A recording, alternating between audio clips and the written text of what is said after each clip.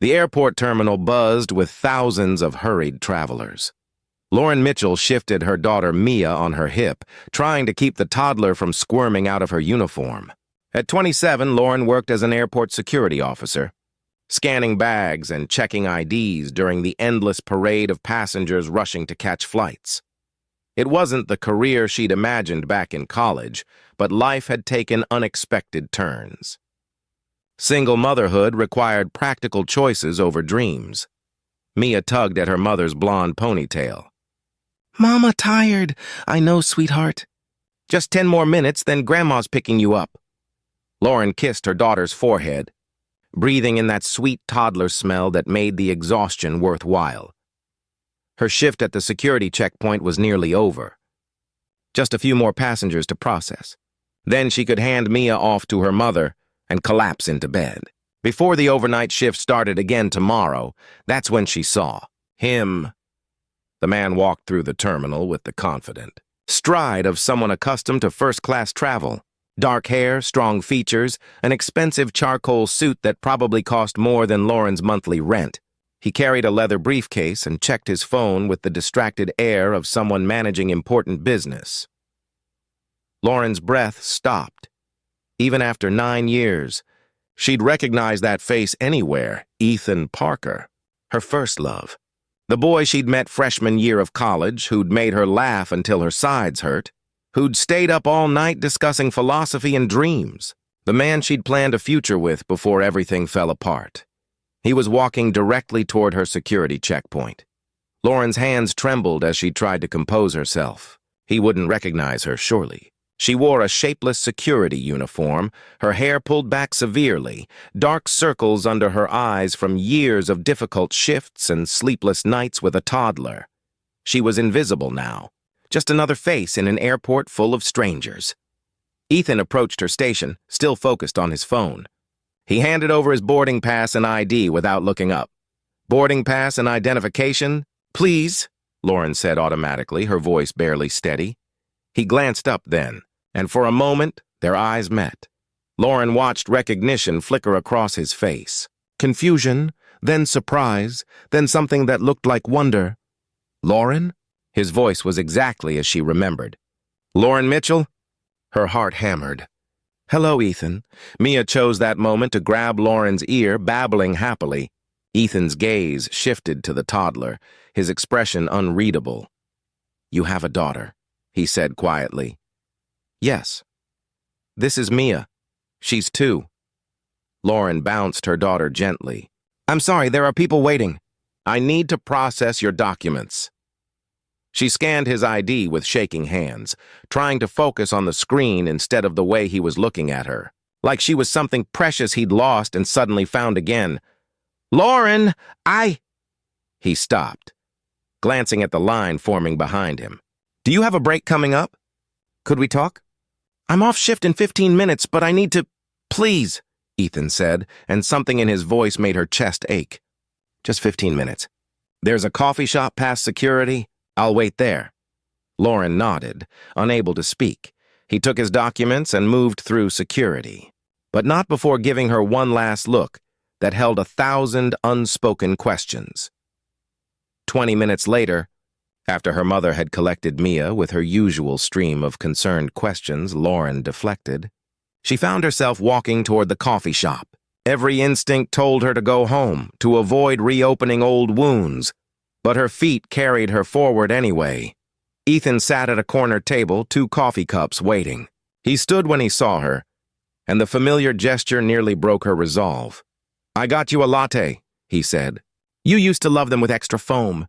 I hope that hasn't changed." "It hasn't," Lauren admitted, sliding into the chair across from him. "Some things stay the same." They sat in awkward silence for a moment. Lauren studied his face, noting the subtle changes 9 years had brought. Lines around his eyes that hadn't been there before. A confidence in his bearing that came from success and experience. "You look good," Ethan said finally. "Different, but good." "I look exhausted," Lauren corrected with a tired smile. "But thank you for the polite lie." "It's not a lie. You're still the most beautiful woman I've ever seen." Lauren's throat tightened. "Ethan, please don't. I'm sorry." "You're right." He took a breath. Can I ask what happened? After you left school? You disappeared so completely. I tried to find you, but it was like you'd vanished. The old pain surfaced, sharp as ever. My father had a stroke. Massive medical bills. My mother couldn't work and care for him simultaneously. Someone needed to help, and I was the logical choice. So you dropped out of college, Ethan said, understanding dawning. That's why you stopped answering my calls. Why you never came back to campus. I couldn't afford tuition anymore. Every penny went to keeping my parents afloat. Lauren wrapped her hands around the warm cup. I meant to explain to call you back, but every day that passed made it harder. Eventually, it seemed kinder to just let you move on. Let me move on? Ethan's voice held old hurt. Lauren, I loved you. I would have helped. Would have done anything. You were 20 years old with your own future to build. I couldn't ask you to sacrifice your dreams for my family crisis. She met his eyes. So I made the choice for both of us. That wasn't your decision to make alone. Maybe not. But I was 20 and terrified and drowning. I did what I thought was right. Ethan was quiet for a long moment. Your daughter. Is her father in the picture? Lauren shook her head. Mia's father was a mistake I made 3 years ago when I was lonely and foolish. He left the moment I told him I was pregnant. It's just me and her now. And my parents, when they can help, I'm sorry, don't be. Mia is the best thing that ever happened to me. She gives my life purpose. Lauren smiled despite the heaviness in her chest. But enough about me. What about you? You're clearly doing well. That suit didn't come from a department store. A slight smile touched Ethan's lips. I founded a tech company 5 years ago. Software development for aviation security systems, ironically enough. We've grown faster than I expected. I'm CEO now, traveling constantly between our offices. Of course, he was successful.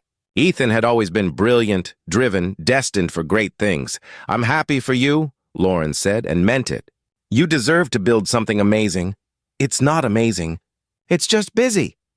Ethan's expression grew serious. Lauren, I never married. Never found anyone who made me feel the way you did.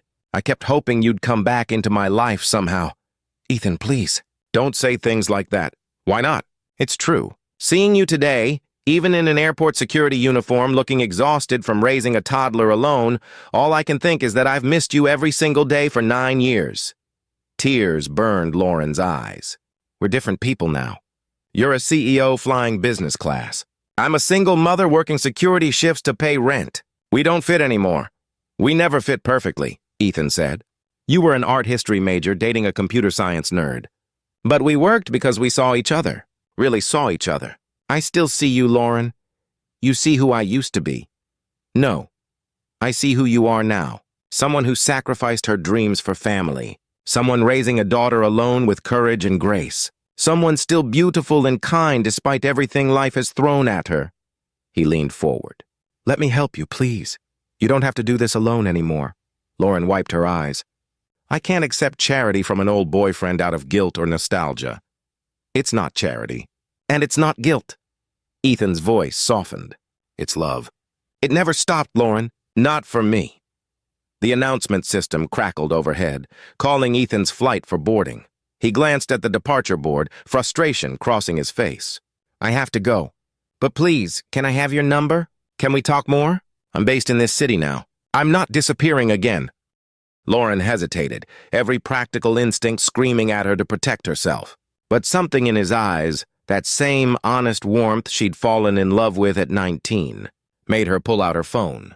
They exchanged numbers, and Ethan stood reluctantly. I'll call you tonight, he promised. We'll figure this out. Figure what out?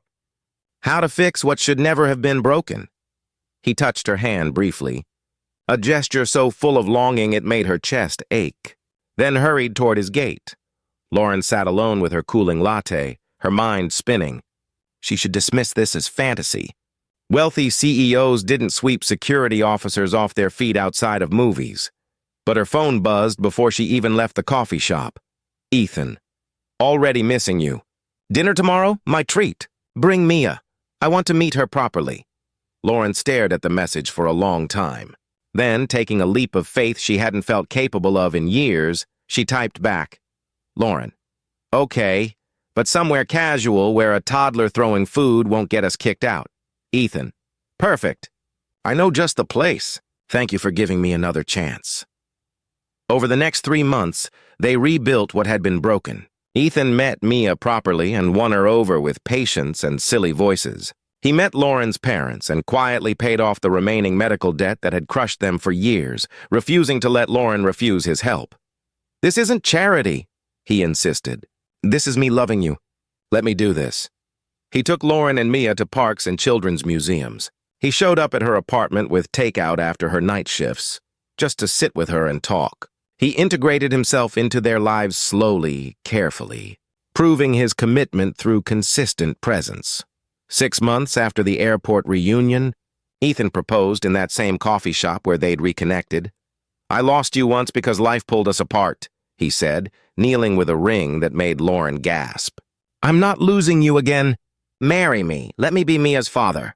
Let me build a life with you both." Through tears, Lauren said yes. At their small wedding, Lauren's mother gave a toast about second chances and the mysterious ways life brings people back together.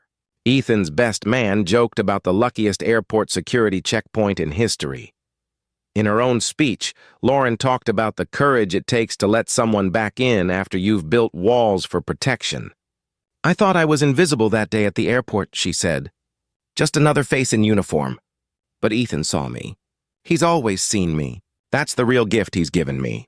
Not financial help or a better life, but the feeling of being truly seen." Ethan squeezed her hand, Mia between them in her flower girl dress. "You were never invisible. Not for a single moment of any day I've known you." 2 years later, with Mia starting kindergarten and a baby boy on the way, Lauren sometimes reflected on that chance encounter. How easily she could have been at a different checkpoint. How Ethan could have been running late and missed seeing her. But fate, or luck, or whatever mysterious force guides our lives had brought them back together at exactly the right moment, when they were old enough to appreciate second chances. "Wise enough to fight for what mattered. Do you ever regret those lost years?" Ethan asked one quiet evening. Lauren thought about it honestly. "I regret the pain, but I don't regret who we became separately. We needed to grow up to understand what really matters. Maybe we couldn't have built this life if we'd stayed together at 20. "I think you're right," Ethan said, pulling her close. "But I'm grateful every day that the universe brought you back to me." "Me too," Lauren whispered. "Because sometimes the greatest love stories aren't about perfect timing. They're about people who find their way back to each other despite the obstacles, despite the years, despite all the reasons it shouldn't work. Sometimes love is patient enough to wait for both people to be ready, and strong enough to survive anything life throws in its path." If this story touched your heart, please like, share, and subscribe for more tales of second chances and enduring love. Comment below about a time when life brought someone back into your world when you needed them most. Every story of reconnection reminds us that some bonds never truly break.